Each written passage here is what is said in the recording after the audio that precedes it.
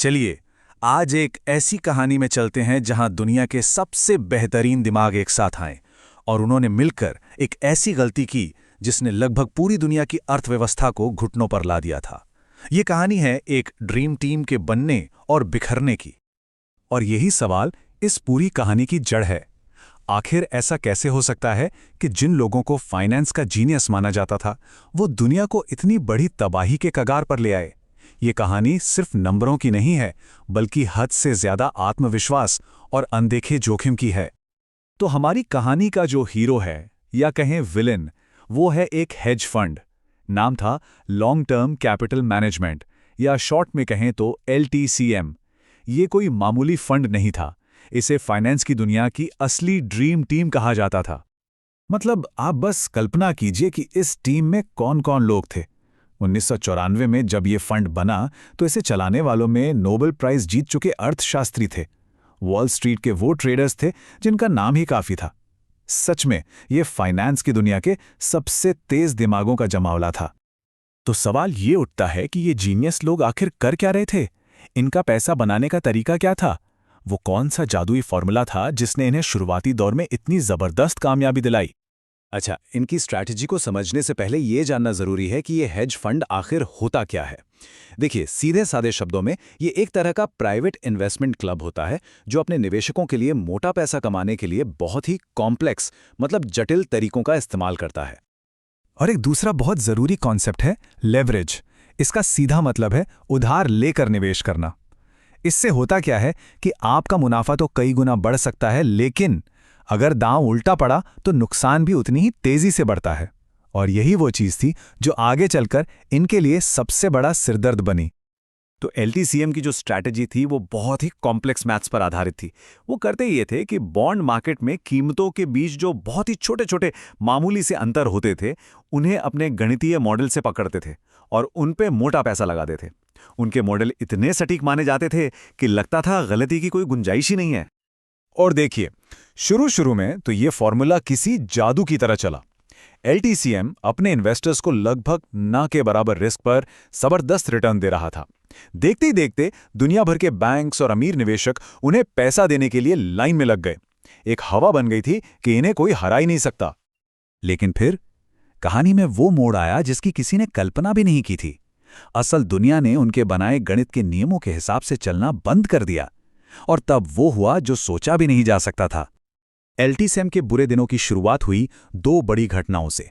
पहले 1997 में एशिया में एक बड़ा वित्तीय संकट आया, और फिर एक साल बाद 1998 में रूस ने ऐलान कर दिया कि वो अपना सरकारी कर्ज नहीं चुका सकता। इन दोनों घटनाओं ने दुनिया भर के बाजारों में जैसे भूचाल ला दिया। LTCM का पूरा बिजनेस, उनका सारा पैसा बस एक ही उम्मीद पर टिका था।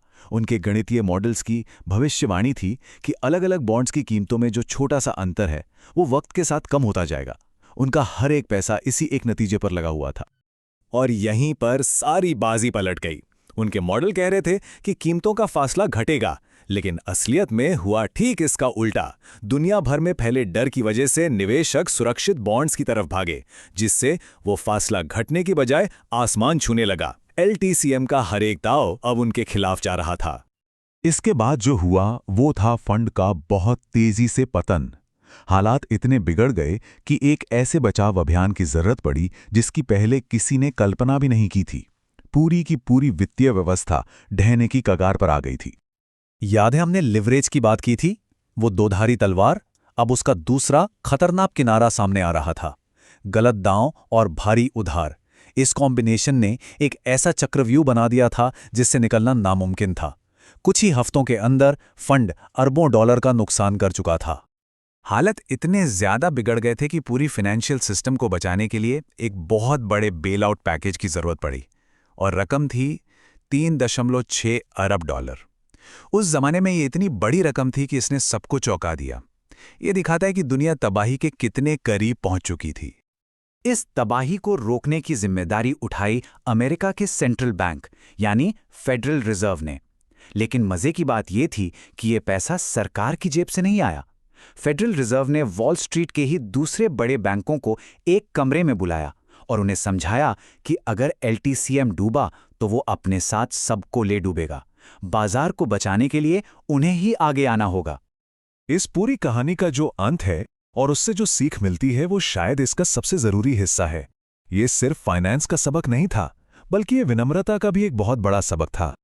इस पूरी कहानी का सबसे बड़ा और दर्दनाक सबक यही था, आप कितने भी जीनियस क्यों न हो, अगर आपका रिस्क मैनेजमेंट सही नहीं है तो आपकी वही जीनियसनेस आपको ले डूबेगी। तो चलिए इस कहानी के 3 सबसे बड़े सबक पर एक नज़र डालते हैं। पहला, दुनिया के सबसे स्मार्ट लोग भी गलती कर सकते हैं, खासकर तब जब उन्हें यकीन हो जाए कि वो कभी गलत हो ही नहीं सकते। दूसरा, गणित के फॉर्मूले कभी भी इंसानी डर और लालच का सही अंदाज़ा नहीं लगा सकते। और तीसरा, लिवरेज एक दोधारी तलवार है जिसे बहुत बहुत सावधानी से इस्तेमाल करना चाहिए। और आखिर में एक सवाल जो आज भी उतना ही ज़रूरी है। LTCM की कहानी को कई दशक बीत चुके हैं, टेक्नोलॉजी बहुत आगे बढ़ चुकी है, लेकिन क्या आज की वित्तीय दुनिया और उसके जटिल मॉडल्स वाकई कल की गई गलतियों से पूरी तरह सुरक्षित हैं?